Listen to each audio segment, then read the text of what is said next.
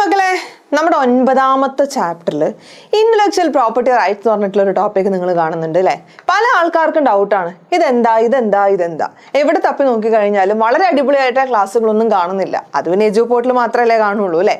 So what is intellectual property rights? നമ്മൾ അത് ഇപ്പോൾ ഈ നിമിഷം ഒരു 2 മിനിറ്റ് കൊണ്ട് പഠിക്കാൻ വേണ്ടിയിട്ട് പോവുകയാണ്.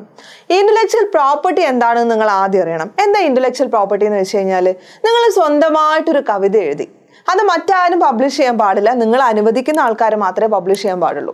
അല്ലെങ്കിൽ നിങ്ങൾ സ്വന്തമായിട്ടൊരു പുസ്തകം എഴുതി, നിങ്ങൾ സ്വന്തമായിട്ടൊരു മ്യൂസിക് ഉണ്ടാക്കുകയാണ്, അല്ലെങ്കിൽ നിങ്ങളൊരു സോങ് പുറത്തിറക്കുകയാണ്, ഒരു ആൽബം ഒക്കെ, ഇതിന് നിങ്ങൾക്ക് ലീഗലി ഒരു റൈറ്റ്സ് വേണം അല്ലേ?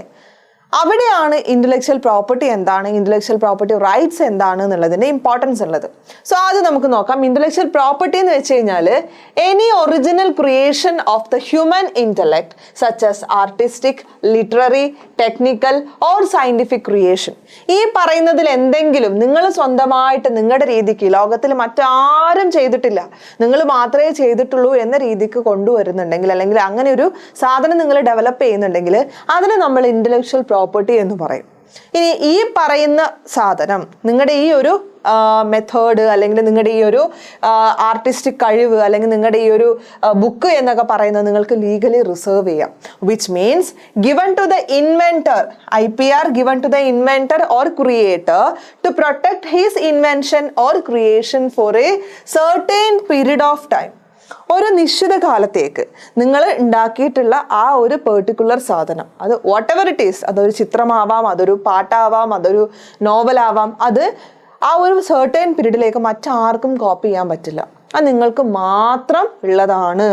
ഇതാണ് ഇന്റലക്ച്വൽ പ്രോപ്പർട്ടി റൈറ്റ്സ് എന്ന് പറയുന്നത്.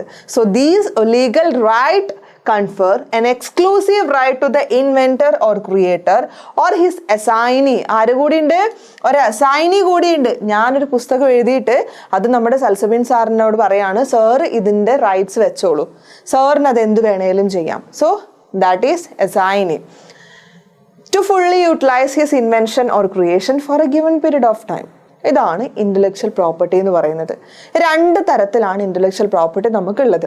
ദ ഫസ്റ്റ് വൺ എന്ന് പറയുന്നത് industrial property and the second one എന്ന് പറയുന്നത് കോപ്പി റൈറ്റ്സ്.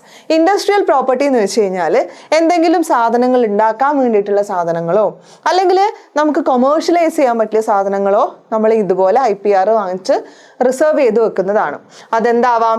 എന്തെങ്കിലും ട്രേഡ് മാർക്ക് ആവാം, ഇൻഡസ്ട്രിയൽ ഡിസൈൻസ് ആവാം, ജോഗ്രഫിക്കൽ ഇൻഡിക്കേഷൻസ് ആവാം, പാറ്റേൺസ് ആവാം.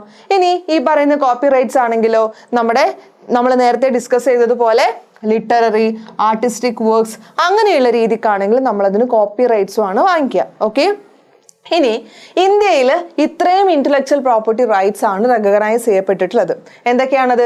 Copyright, trademark, geographical indication, patent, design, plan variety, semiconductor, integrated circuit layout design. അതിലിപ്പോൾ നമ്മുടെ കോപ്പിറൈറ്റ് നമ്മൾ നോക്കുകയാണെങ്കിൽ ഇങ്ങനെ പുസ്തകത്തിനൊക്കെ C എന്ന് പറയുന്ന ഒരു മാർക്ക് നിങ്ങൾക്ക് കാണാൻ പറ്റും. ട്രേഡ് മാർക്ക് എന്ന് പറയുമ്പം ഇപ്പോൾ ഈ നൈക്കിൻ്റെ ഒക്കെ പിക്ചർ കണ്ടു കഴിഞ്ഞാൽ, അല്ലെങ്കിൽ അതിൻ്റെ ബ്രാൻഡ് നെയിം കണ്ടു കഴിഞ്ഞാൽ നിങ്ങൾക്ക് മനസ്സിലാക്കാൻ പറ്റുന്നില്ലേ? അത് നമ്മൾ ലീഗലൈസ് ചെയ്യുമ്പോഴാണ് ട്രേഡ് മാർക്ക് ആവുന്നത്. ജോഗ്രഫിക്കൽ ഇൻഡിക്കേഷൻ എന്ന് വെച്ച് കഴിഞ്ഞാൽ, നിങ്ങൾ ബനാറസി സാരി എന്ന് കേട്ടിട്ടുണ്ടോ? ബനാറസി സാരി, അല്ലെങ്കിൽ ഹൈദരാബാദ് ബിരിയാണി, ഇങ്ങനെ ഒരു സ്ഥലത്തിൻ്റെ അല്ലെങ്കിൽ ഒരു ജോഗ്രഫിക്കൽ ലൊക്കേഷൻ്റെ പേര് വെച്ച് പല സാധനങ്ങളും ഉണ്ട്. അതിനെന്തെങ്കിലും ഒരു സ്പെഷ്യാലിറ്റി ഉണ്ടാവും. ആ ഒരു ജോഗ്രഫിയുടെ അല്ലെങ്കിൽ ആ ഒരു സ്ഥലത്തിൻ്റെ സ്പെഷ്യൽ ആയിട്ടുള്ള, അവർക്ക് വേണ്ടിയിട്ട് മാത്രം അല്ലെങ്കിൽ അവരുടേത് മാത്രമായിട്ടുള്ള ഒരു സാധനമായിരിക്കും അത്. അപ്പോൾ ഇതാണ് നമ്മൾ ജോഗ്രഫിക്കൽ ഇൻഡിക്കേഷൻ എന്ന് പറയുന്നത്. ഇനിയുള്ളത് പാറ്റന്റ് ആണ്. പാറ്റന്റ് നമ്മൾ സാധാരണയായിട്ട് കൊടുക്കുന്നത് എന്തെങ്കിലും ഇൻവെൻഷൻസിനൊക്കെയാണ്. എന്തിനാണ്? നമ്മുടെ എന്തെങ്കിലും സയന്റിഫിക് ഇൻവെൻഷൻസിനൊക്കെയാണ് നമ്മൾ പാറ്റന്റ്സ് കൊടുക്കുക. ഓക്കെ, ഈ ഇൻവെൻഷൻസ് ലീഗലൈസ് ചെയ്യുമ്പോഴാണ് അത് പാറ്റന്റ് ആവുന്നത്. ഡിസൈൻ എന്ന് വെച്ച് കഴിഞ്ഞാൽ ഒരു പെർട്ടിക്കുലർ പ്രൊഡക്റ്റിന് ഒരു ഡിസൈൻ ഉണ്ടെങ്കിൽ ആ ഡിസൈൻ ആരും കോപ്പി ചെയ്യാൻ പാടില്ല. അപ്പോൾ ആ ഡിസൈനിന് വേണ്ടിയിട്ട് IPR പ്രൊവൈഡ് ചെയ്യും. ഇനിയുള്ളത് പ്ലാന്റ് വെറൈറ്റി ആണ്. പലതരത്തിലുള്ള പ്ലാന്റ്സുകളുണ്ട്, അതിൻ്റെ കോമ്പിനേഷൻസ് ആവാം. ഈ പ്ലാന്റ്സിന് കൊടുക്കുന്ന പാറ്റന്റുകളാവാം, ലീഗൽ റൈറ്റ്സുകളാവാം.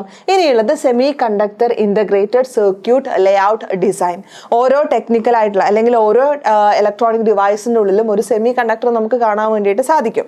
അതിന്റെ ഫംഗ്ഷനിങ് പ്രോപ്പർ ആക്കുന്ന ഒരു സാധനമാണത് അല്ലേ. നിങ്ങൾക്കറിയാലോ എന്താണ് സെമി കണ്ടക്ടർ എന്നുള്ളത്. സോ അതിന്റെ ഡിസൈനും നമുക്ക് എന്ത് വാങ്ങാം, നമുക്ക് റിസർവ്സ് വാങ്ങാം. മറ്റാരും അത് ചെയ്യാൻ പാടില്ല എന്ന് പറഞ്ഞ് നമുക്ക് അതിന്റെ റൈറ്റ്സ് വാങ്ങാം. അതിനെയാണ് ഇപ്പോൾ ഓക്കെ. അപ്പൊ ഇത്രയും കാര്യങ്ങളാണ് ഇന്റലക്ച്വൽ പ്രോപ്പർട്ടി റൈറ്റ്സ് ഇന്ത്യയിൽ നമ്മൾ റെക്കഗ്നൈസ് ചെയ്തിട്ടുള്ളത്. അപ്പൊ ഈ ഒരു ചെറിയ ടോപ്പിക്കിനാണ് നിങ്ങൾ ഇത്രയും വറീഡ് ആയിട്ടുള്ളത്. അപ്പൊ മനസ്സിലായല്ലോ എന്താണ് ഇന്റലക്ച്വൽ പ്രോപ്പർട്ടി റൈറ്റ്സ് എന്ന്. അപ്പൊ ഇനി അടിപൊളിയായിട്ട് പഠിച്ചോളാം.